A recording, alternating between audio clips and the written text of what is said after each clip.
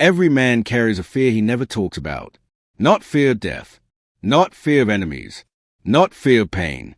The deepest fear is the fear that he is not enough, that he will fail, that he will disappoint, that he will break when life gets heavy. Samurai understood this fear more than anyone, because their entire life depended on how they handled it. And what they discovered is so powerful, so psychologically advanced, that modern science is only now beginning to understand it. It is a Japanese path that transformed fear into unshakable power. And today, you're going to walk that path. But before I show you how it works, there is a truth you must face. Fear doesn't disappear when you ignore it. Fear disappears when you confront it, master it, and reshape it. This story will show you exactly how. His name was Daigo. Strong body, masculine presence, disciplined, but inside, fear. Fear of failure. Fear of disappointing his father. Fear of not being strong enough. Fear of losing control. Fear of making the wrong decision. Fear of being seen as weak. People saw a warrior on the outside, but Daigo lived with a storm inside. And the more he tried to hide his fear, the more it controlled him. Fear made him hesitate. Fear made him angry. Fear made him doubt himself. Fear made him freeze at the worst moments. Until one day, Daigo lost a battle he should have easily won. Not because he lacked strength. Not because he lacked skill. He lost because he hesitated. Because fear whispered in his mind, "What if you fail?" That whisper cost him everything. Shame consumed him. He isolated himself from his clan. He avoided the training grounds. He barely slept. Until an elder warrior approached him, a man known not for strength, but for a mind that could not be shaken. His name was Master Ryanen. Ryanen looked at Daigo and said only one sentence. "Fear is not your enemy. Fear is your teacher." Daigo didn't understand. Ryanen continued, "You think fear weakens you. No, fear reveals where you are still incomplete." Those words were the beginning of Daigo's transformation. Ryanen took Daigo deep into the mountains where the old samurai trained in solitude. He pointed at the steep cliff where wind roared violently. "Stand there," Ryanen ordered. Daigo felt fear grip his chest. "What if I fall?" he asked. Ryanen smiled.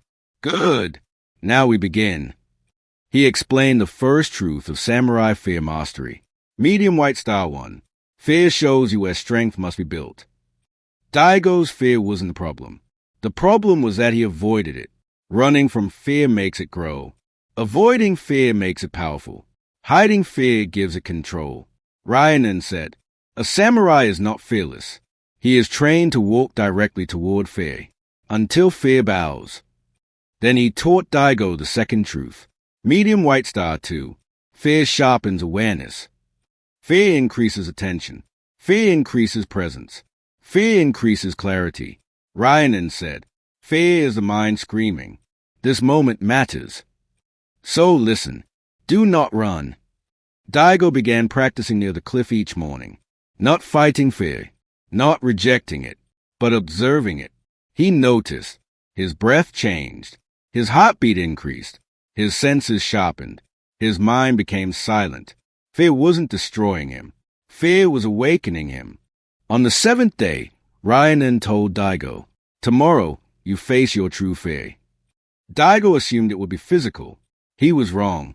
Ryanen blindfolded him and made him sit in absolute silence. Nothing but breath. Nothing but darkness. Nothing but himself. Within minutes, Daigo's hidden fears surfaced. What if I'm never enough? What if I fail again?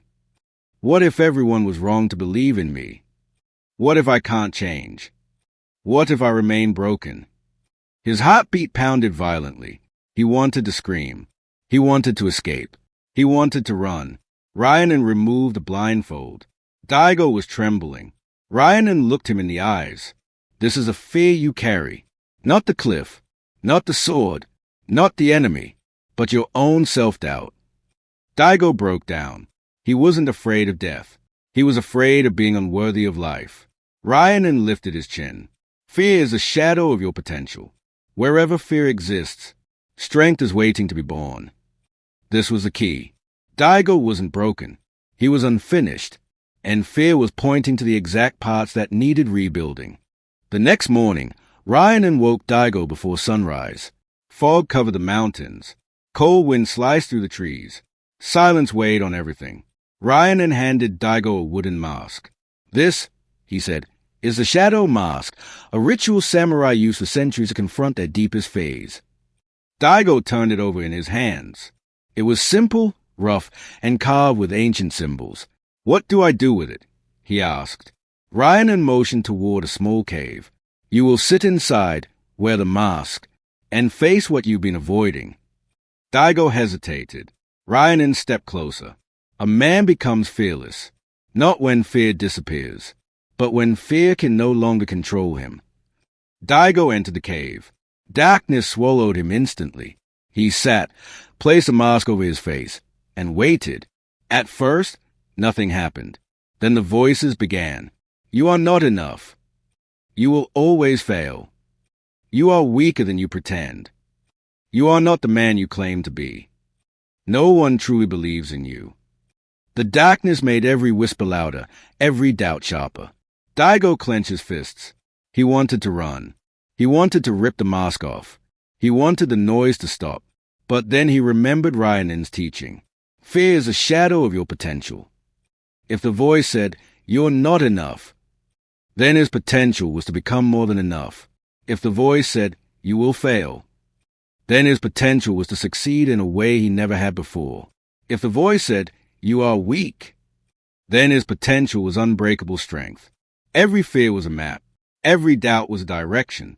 Every whisper was a doorway. And Daigo began to understand. Fear wasn't an obstacle. Fear was a guide. When he emerged from the cave, Ryan asked softly, "What did you see?"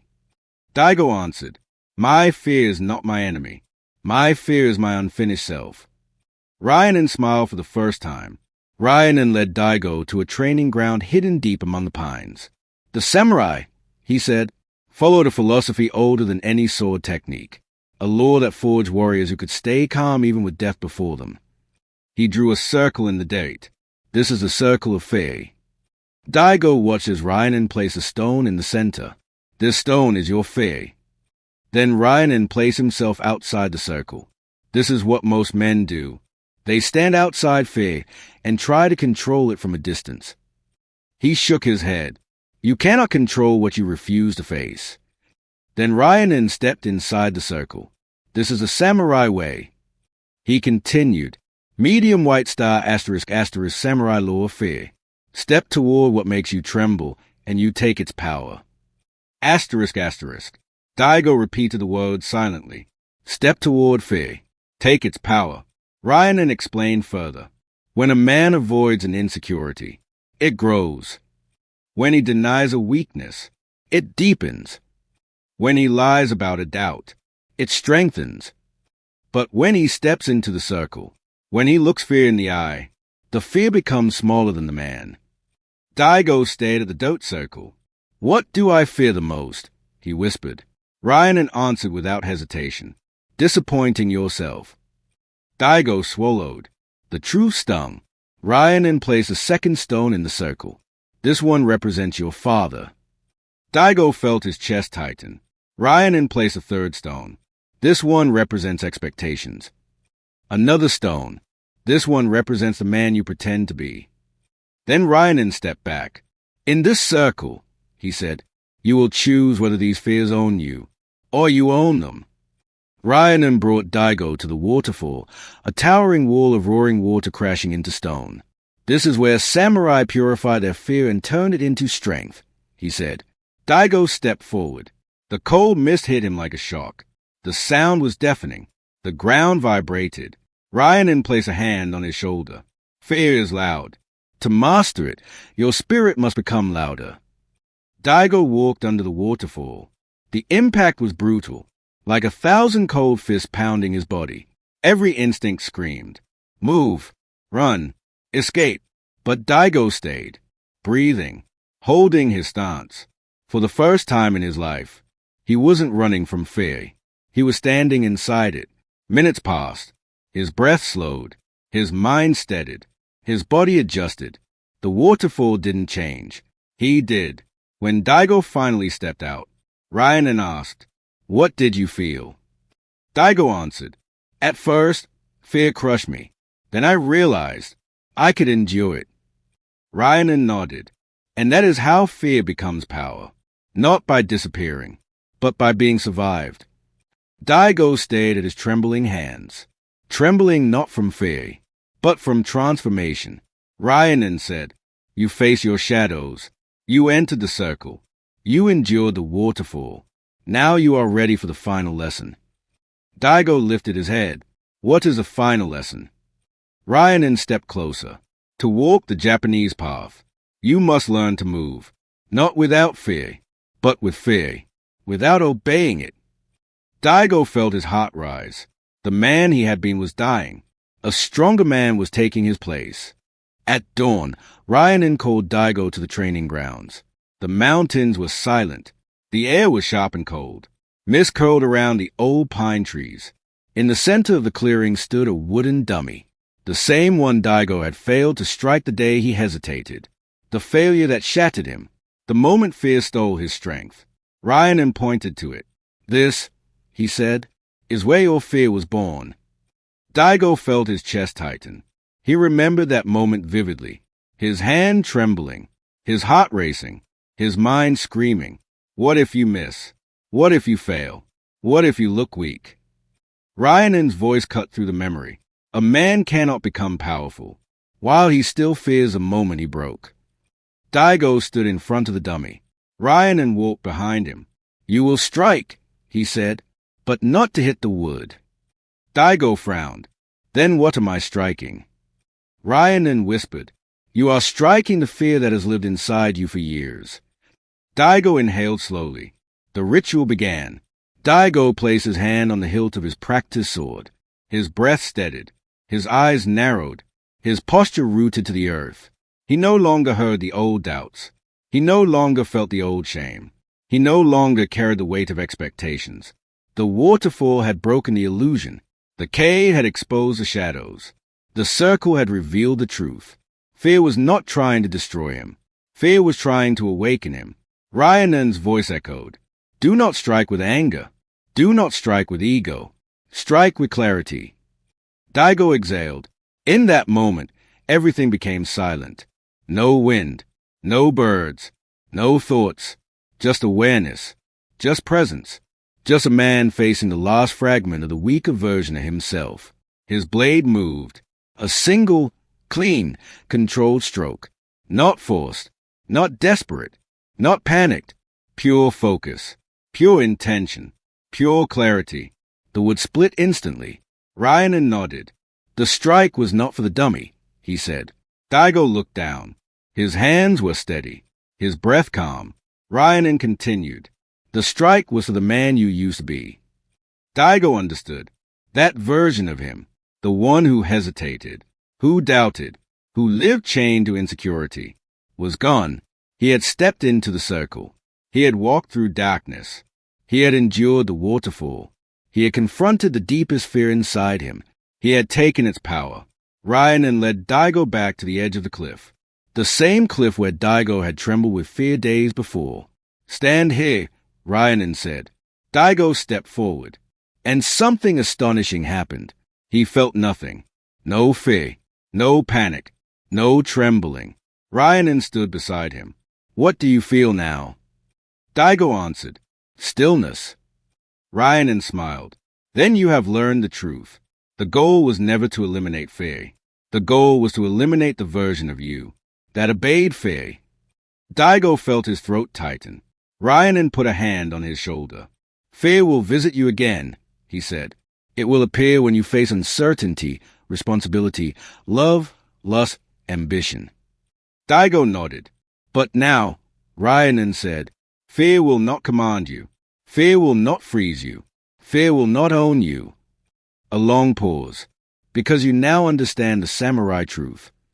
A man becomes powerful, not when he avoids fear, but when he knows how to walk with it, without bowing to it.